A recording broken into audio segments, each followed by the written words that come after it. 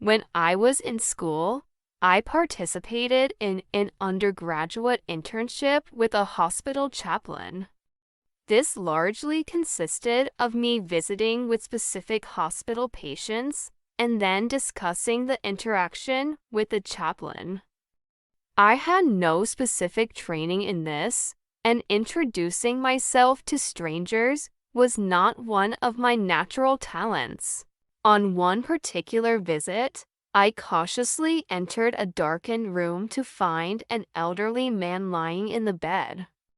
There was no one else in the room, and I initially thought he was sleeping. When I moved closer to the bed, I realized that he was very much awake, but also very confused and anxious.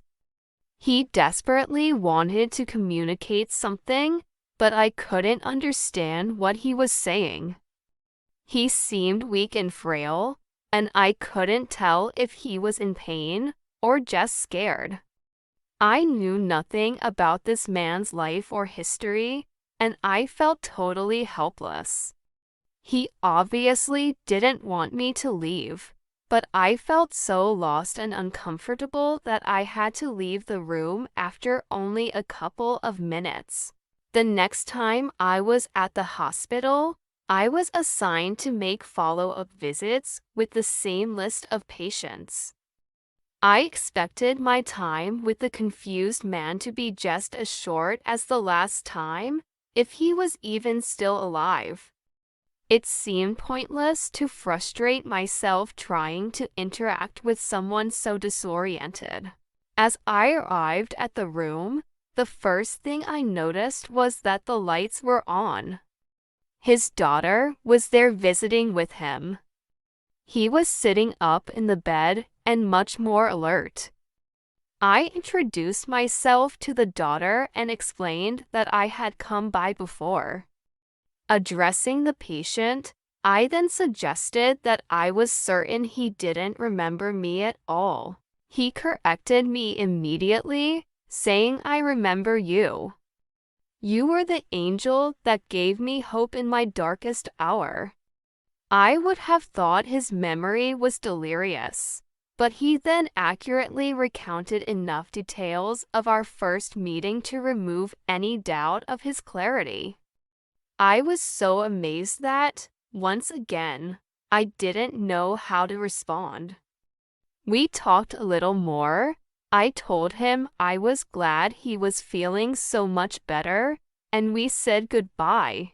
In the brief moment of my initial interaction with this inconsolable patient, I had no idea what to say or what to do. I knew of nothing I could offer him. I did absolutely nothing to help this man, except show up. I may never be able to explain it, but somehow he found in me something he needed at a critical point in his life, just because I was there. I have thought about this encounter often over the past 25 years. It has shaped the way I see life, the way I see myself, and the way I see others. It has influenced not only my career path, but also the decisions I make on a daily basis. It makes me want to offer whatever kindness I can to others, and I try to recognize and appreciate the kindness that others share with me. Obviously, we can't know the impact our actions, or even just our presence, will have on life. I don't know who he was. I don't know his name, where he came from, or what happened to him after that. It took years of hindsight for me to recognize the gift he had given me, so I didn't even know to thank him at the time.